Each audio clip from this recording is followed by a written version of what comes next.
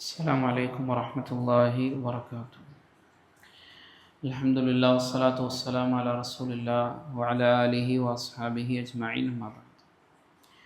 اتقوا الله عباد الله. മഹാനായ ഇബ്നു ഹിബ്ബാൻ റഹിമഹുല്ലാ അദ്ദേഹം പറഞ്ഞ ഒരു വാചകമാണ് സൂചിപ്പിക്കാൻ ഉദ്ദേശിക്കുന്നത്. അദ്ദേഹം പറഞ്ഞത് കാണാം, വഇന്ന മിൻ അഅ്ളമി അമാറാത്തിൽ ഹംഖി ഫിൽ അഹ്മഖി ലിസാനഹു. ഒരു വിഡ്ഢിയുടെ അവൻ്റെ വിഡ്ഢിത്തരത്തിൻ്റെ ഏറ്റവും വലിയ അടയാളം എന്ന് പറയുന്നത് ലിസാനഹു, അവൻ്റെ നാവാണ്. അതിൻ്റെ കാരണം അദ്ദേഹം പറയാണ്, ഫഇന്നഹു യകൂനു ഖൽബുഹു ഫി ത്വറഫി ലിസാനിഹി. അവൻ്റെ ഹൃദയം അവൻ്റെ നാവിൻ്റെ തുമ്പിലായിരിക്കും ഉണ്ടാവുക. മാ ഖതറ അലാ ഖൽബിഹി നതഖ ബിഹി ലിസാനു. അവൻ്റെ ഹൃദയത്തിൽ എന്തെല്ലാം കാര്യങ്ങളാണോ കടന്നു വരുന്നത് അതെല്ലാം അവൻ ആ നാവിലൂടെ സംസാരിക്കുക തന്നെ ചെയ്യുമെന്നാണ്. അത് കാരണത്താലാണ് അവൻ്റെ വിഡ്ഢിത്തരത്തിൻ്റെ ഏറ്റവും വലിയൊരു അടയാളമായി അവൻ്റെ നാവിനെ നമുക്ക് മനസ്സിലാക്കാമെന്ന് മഹാനായ ഇബ്നു ഹിബ്ബാൻ റഹ്മത്തുള്ളാഹി അലൈഹി അദ്ദേഹം പറഞ്ഞു വെക്കുന്നത്.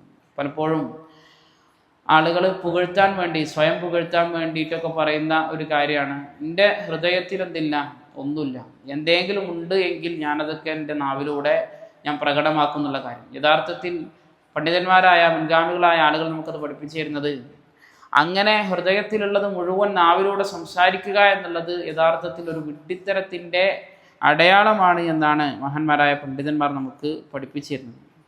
അതുപോലെ തന്നെ അദ്ദേഹം പറഞ്ഞത് മറ്റൊരു ഇതിൽ കാണാം, അസ്സംതു യക്സിബുൽ മഹബ്ബത വൽ വഖാർ. ഒരാൾ മിണ്ടാതിരുന്നാൽ അയാളോട് സ്നേഹം വർദ്ധിപ്പിക്കാനും അത് അയാൾക്ക് സ്നേഹം നേടിത്തരാനും അതുപോലെ തന്നെ വഖാർ, ഗാംഭീര്യം നേടിത്തരാനും ഒക്കെ അത് കാരണമായി തീരും. വമൻ ഹഫിള ലിസാനഹു അറാഹ നഫ്സ.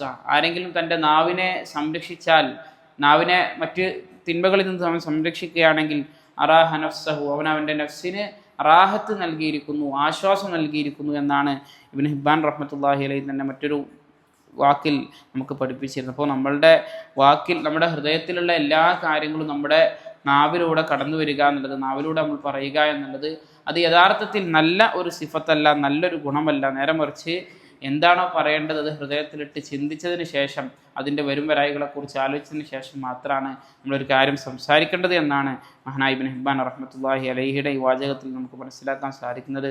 അല്ലാഹു സുബ്ഹാനഹു വതആല കാര്യങ്ങളെ കൃത്യമായി മനസ്സിലാക്കാനും അതനുസരിച്ച് ജീവിതത്തിൽ പ്രാവർത്തികമാക്കാനും എല്ലാമുള്ള തൗഫീഖ് നമുക്ക് അവർക്കും നൽകി അനുഗ്രഹിക്കുമാറാകട്ടെ. സുബ്ഹാനകല്ലാഹുമ്മ വബിഹംദിക അശ്ഹദു അൻ ലാ ഇലാഹ ഇല്ലാ അൻത അസ്തഗ്ഫിറുക വഅതൂബു ഇലൈക്. അസ്സലാമു അലൈക്കും വറഹ്മത്തുള്ളാഹി വബറകാതുഹു.